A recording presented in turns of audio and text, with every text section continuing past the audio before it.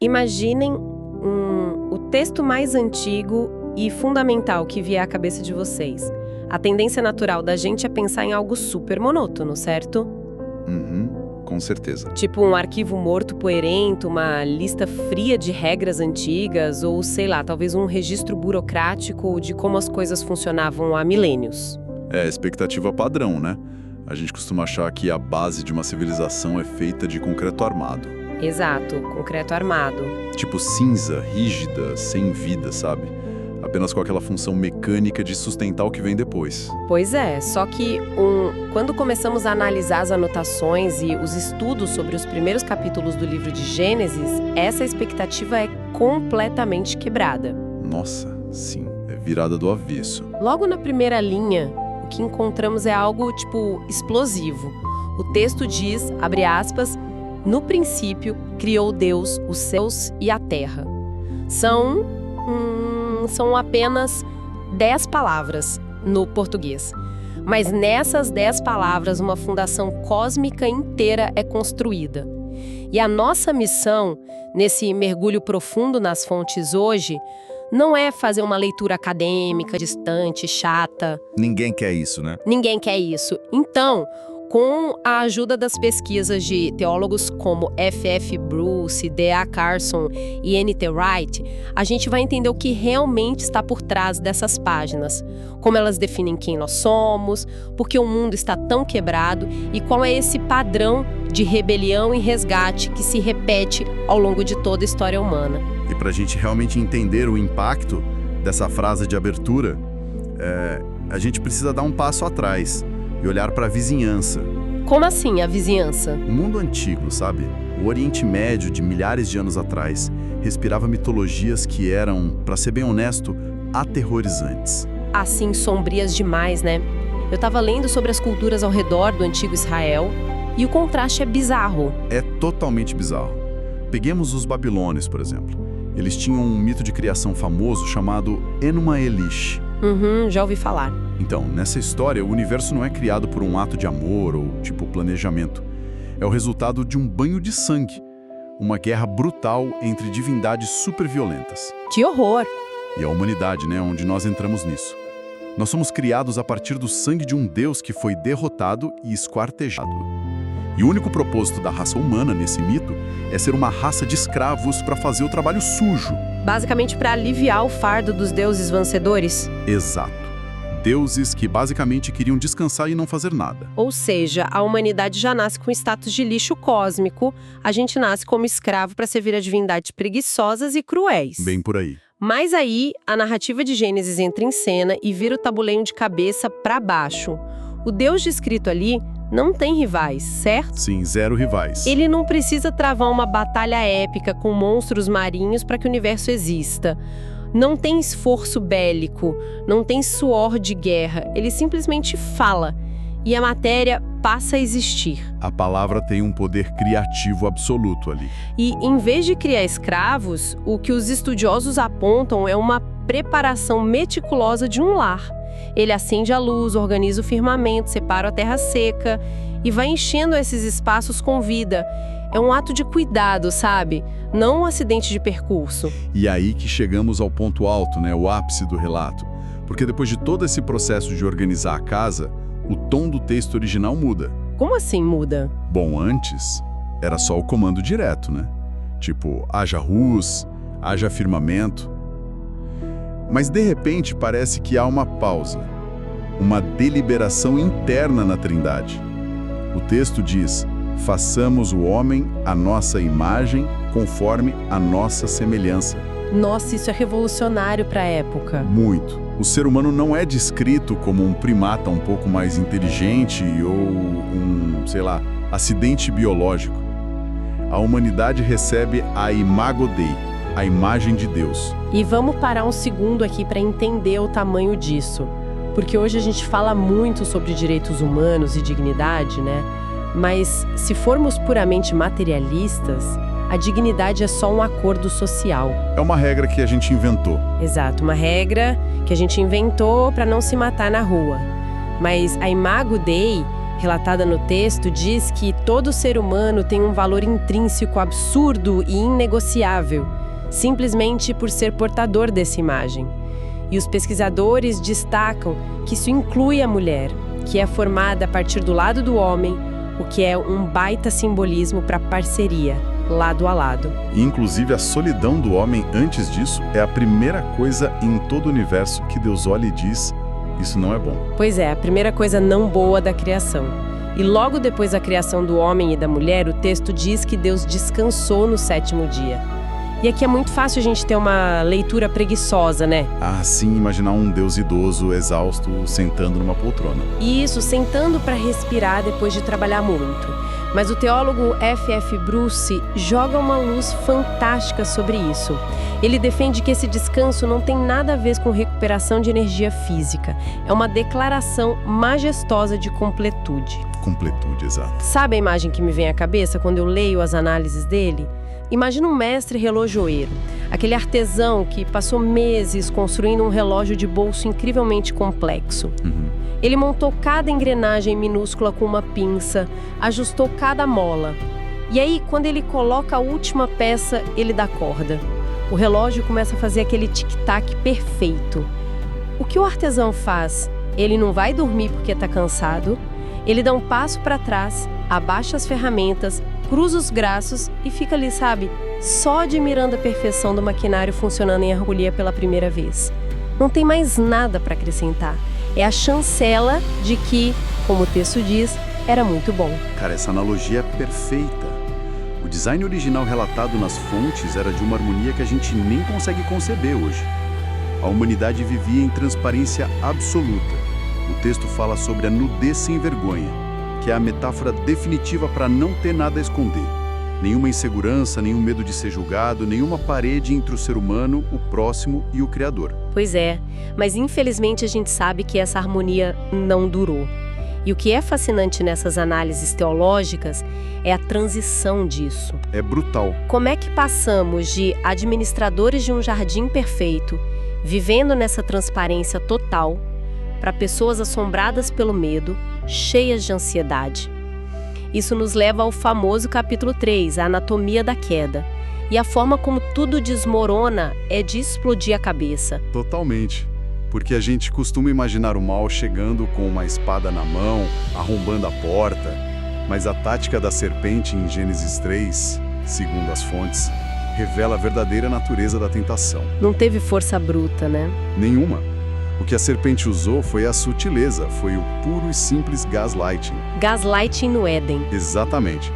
A primeira frase é uma injeção de dúvida. É assim mesmo que Deus disse? Ela não diz, Deus é mau, rebele-se. Ela diz, tipo, será que ele não está escondendo algo de vocês? O erro nunca se apresenta como algo destrutivo.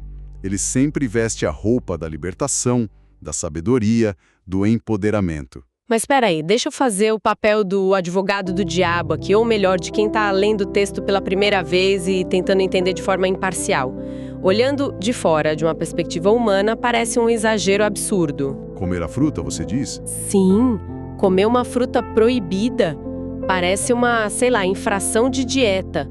Como é que uma mordida numa fruta quebra a estrutura inteira do universo e traz todo o sofrimento que a gente conhece? Parece uma punição desproporcional, não acha? É a dúvida mais comum para quem tem contato com o relato e é fundamental que a gente faça essa pergunta. Se a gente achar que foi só sobre uma regra alimentar, a história perde o sentido. D.A. Carson, um dos estudiosos que embasam essa nossa análise, tem uma explicação fantástica para isso. Ele usa um termo mais técnico, ele chama isso de uma rebelião ontológica. Certo, e como a gente traduz ontológica para o mundo real? Então, ontologia é o estudo do ser, da essência das coisas.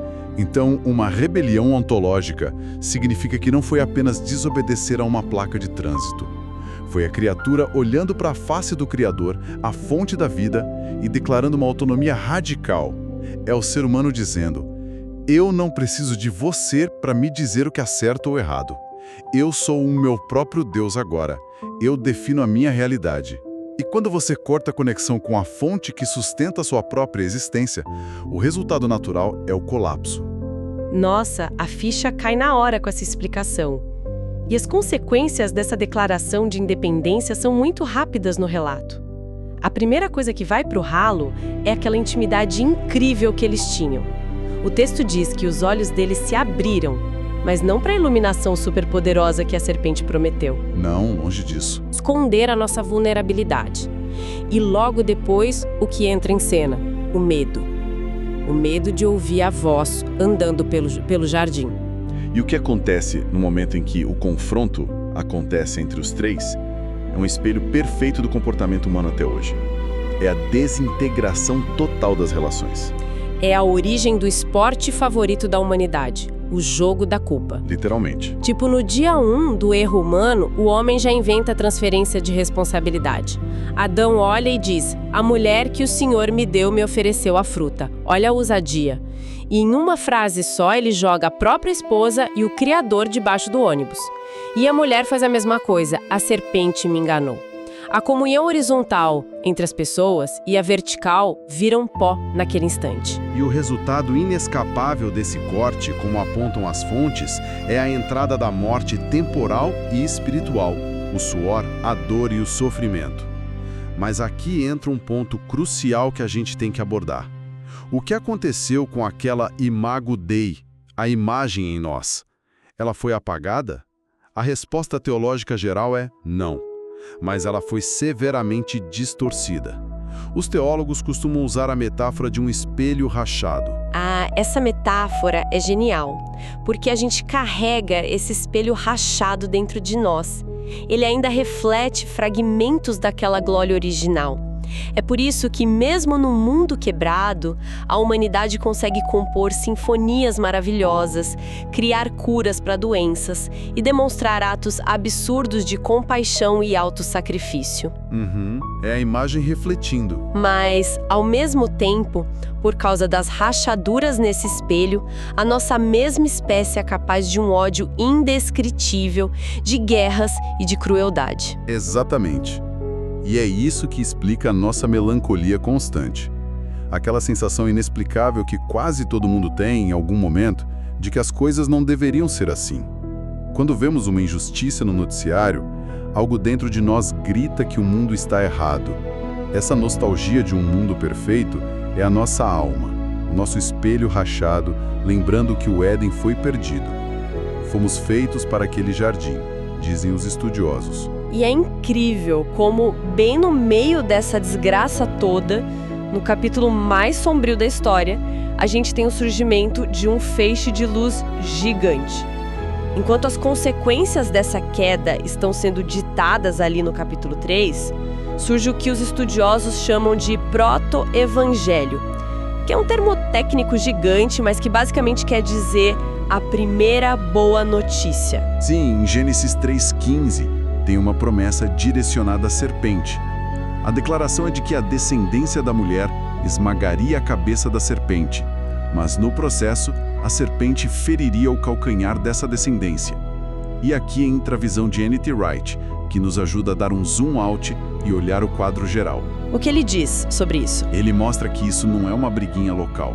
É o anúncio de um conflito cósmico que vai ditar o ritmo de todas as páginas seguintes do texto original. E essa profecia tem um alvo claro lá na frente, no Calvário, certo? Sem dúvida. A ferida no calcanhar é analisada como a representação da dor, do sofrimento imensurável da cruz. Mas esse mesmo sacrifício, essa entrega, é o que garante o golpe fatal que esmaga a cabeça do mal. Ou seja, a redenção não foi um plano B inventado milênios depois porque as coisas saíram do controle. A promessa de resgate foi dada no exato instante em que a ruína aconteceu. Isso me lembra um paralelo muito poderoso que eu li nos textos do estudioso Russell Shedd. Ele faz uma conexão literária e filosófica lindíssima entre dois jardins, o Jardim do Éden e o Jardim do Getsêmani, pouco antes da crucificação. Olha a simetria de cair o queixo. No Éden, o primeiro homem estava cercado de conforto, abundância e perfeição, e mesmo assim ele cedeu à tentação, dizendo basicamente, seja feita a minha vontade, e mergulhou a humanidade num caos. Sim, a autonomia radical que a gente falou. Exato. Aí, milênios depois, no Getsêmani, o que a tradição chama de segundo Adão, Jesus, Está cercado de angústia, traição, suando, diante da morte iminente. E ali ele renuncia à própria vontade, dizendo: não se faça a minha vontade, mas a tua. Ele abraça o sofrimento extremo para trazer a luz de volta. É o reverso perfeito da queda. É de arrepiar quando a gente vê essa estrutura literária. E tem outro detalhe no Éden que é um baita spoiler dessa redenção. Lembra que o casal tentou se cobrir com folhas de figueira? Lembram? A tentativa humana de se arrumar. Isso, mas o texto mostra que aquilo não servia. O relato diz que a provisão de vestes feitas com pele de animais veio de fora para cobri-los. Preste atenção no peso disso. Para que aquelas peles estivessem ali, a vida de uma criatura inocente teve que ser tomada. Caramba! É verdade. Esse é o primeiro derramamento de sangue registrado na história. E o simbolismo, segundo as análises, é um sinal claríssimo de que no futuro, o sacrifício de um inocente seria necessário para cobrir de vez a nudez espiritual. Só que, apesar dessa promessa maravilhosa ter sido feita ali no jardim, o vírus da autonomia radical já estava instalado no DNA da humanidade. E não demorou absolutamente nada para isso sair do controle. Em uma única geração, a coisa escalou de um jeito assustador. O que começou com uma rebelião vertical lá no Éden, um erro interno no coração, imediatamente transbordou para uma tragédia horizontal. O teólogo John Stott foca muito nessa progressão. Ele mostra que o erro humano nunca, em hipótese alguma, fica restrito à dimensão divina. A ruptura vertical invariavelmente vira violência contra quem está do nosso lado. É o que a gente vê na história de Caim e Abel. Exato. O orgulho interno do pai mutacionou para o assassinato brutal nas mãos do filho, Caim, que mata o próprio irmão. Rejeitar a ordem original significa destruir a fraternidade com as outras pessoas. E a violência é uma bola de neve. Total, porque logo depois chega um cara chamado Lameque. E ele não só comete assassinato, como ele compõe uma música sobre isso. É bizarro. Ele transforma a vingança e a morte em uma canção de orgulho. É a banalização completa do mal. O caos ganha proporções exponenciais no mundo. Até chegarmos ao limite no capítulo 6, com o relato do dilúvio. E a linguagem que o texto usa para descrever a reação à maldade humana é muito reveladora.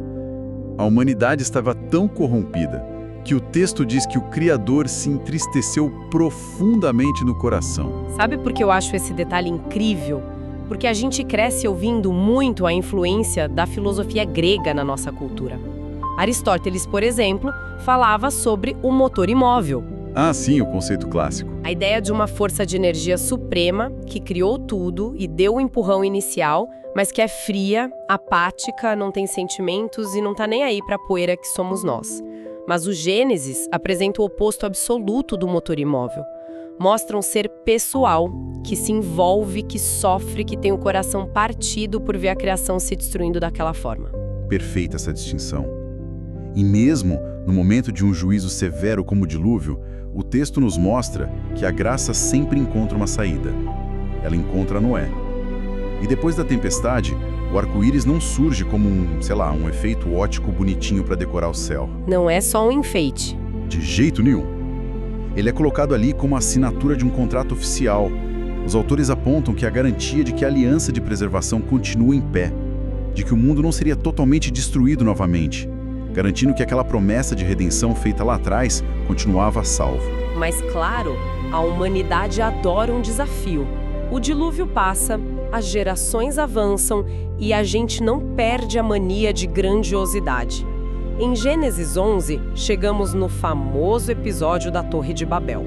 E Babel, quando a gente olha de perto com as lentes desses estudiosos, é o pecado do Éden, só que numa escala industrial. Escala industrial, muito bom. É a arrogância do coração humano transformada em arquitetura monumental. Não é mais aquele indivíduo isolado no jardim decidindo comer um fruto. Em Babel, é um esforço corporativo, sistemático e unificado contra a autoridade. E a mentalidade dessa galera é muito clara no texto. Eles têm 3 motivações básicas, que, se você repara bem, parecem o plano de negócios de um vilão corporativo moderno. Nossa, verdade. Quais são elas? Primeiro, o marketing pessoal. Eles dizem: façamos para nós um nome. Segundo, a autossuficiência absoluta, achando que o desenvolvimento tecnológico pode resolver todos os problemas.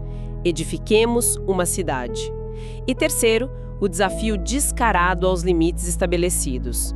Vamos construir uma torre cujo topo chegue até os céus. É a humanidade achando que pode invadir o andar de cima e destronar quem quer que esteja lá pela própria força e inteligência. E a resposta a esse projeto megalomaníaco é descrita de um jeito que carrega uma ironia literária brilhante no texto. Quase beira o cômico. Eu amo essa parte das análises, porque, pensa bem, os humanos reúnem os melhores engenheiros, gastam uma fortuna em recursos, usam a tecnologia de ponta da época para criar tijolos cozidos, tudo para construir o maior arranha-céu que o universo já tinha visto. Uma torre colossal para alcançar o céu. E aí o que acontece? A estrutura que a Saruari humana produziu é tão insignificante, tão minúscula na perspectiva cósmica, que o autor diz que Deus precisou descer só para conseguir enxergar o que eles estavam fazendo. É engraçado e trágico ao mesmo tempo. Mostra que a nossa soberba, os nossos maiores impérios, por mais imensos que pareçam para nós, não passam de um montinho de areia. É uma perspectiva muito humilhante no bom sentido. E para desarmar essa bomba relógio de arrogância concentrada, os idiomas são confundidos e o pessoal é espalhado pela face da terra. É a desarticulação do monopólio da rebelião de forma cirúrgica. E quando a gente olha para trás agora, cobrindo esses 11 primeiros capítulos com base em todas essas fontes, vemos que há um fio condutor que não é apenas o registro da nossa falha. Exatamente. Tem algo maior ali. A narrativa inteira é guiada por uma busca implacável. Lá no comecinho do capítulo 3, quando o casal se esconde atrás das árvores, mortos de medo e vergonha, há uma pergunta que ecoa: onde estás? E essa pergunta que não cala, né? Sim. Segundo as reflexões dos nossos teólogos fontes, essa pergunta atravessou as gerações. Ela ecoou no sangue de Abel, clamando do chão, passou pelas águas do dilúvio e atravessou a fumaça dos tijolos queimados de Babel. É o diagnóstico mais preciso de quem nós somos. Temos uma beleza deslumbrante por conta da imagem em nós e uma quebra dolorosa por conta da nossa autonomia radical. Mas a história toda mostra que o abandono não foi o fim. E o que fica claro de Gênesis 1 a 11, para deixar quem acompanha a gente com o último pensamento para refletir. O que você tem em mente? O que os autores mais profundos nos mostram é que o julgamento de Babel não foi o último parágrafo dessa história épica. E essa é a grande virada de chave. Aquela confusão de línguas e a dispersão dos povos não foi a palavra final. Foi apenas uma pausa estratégica. Como assim, um intervalo? Um intervalo tático de misericórdia. O plano final sempre foi a restauração da unidade na diversidade. E a prova de que a narrativa literária caminhava para isso está muito lá na frente, nos textos posteriores. O evento de Pentecostes, quando as barreiras das línguas são repentinamente quebradas para que todos compreendam a mesma mensagem, é apontado pelos estudiosos como o grande momento de reversão de Babel. E quando você avança até a última página dos textos bíblicos, no Apocalipse, a visão final não é uma torre arrogante. É o que, então? É uma multidão impossível de se contar. Pessoas de todas as tribos, de todos os povos e de todas as línguas, que antes haviam sido divididas pela soberba lá em Gênesis, agora estão unidas novamente, mas em perfeita harmonia. A fratura profunda e caótica de Babel, na visão desses estudiosos, só aconteceu para ser transformada no desfecho literário, na sinfonia mais harmoniosa de todas. É um desfecho fascinante para a gente pensar e encerra perfeitamente o nosso mergulho profundo de hoje nas raízes desses textos antigos.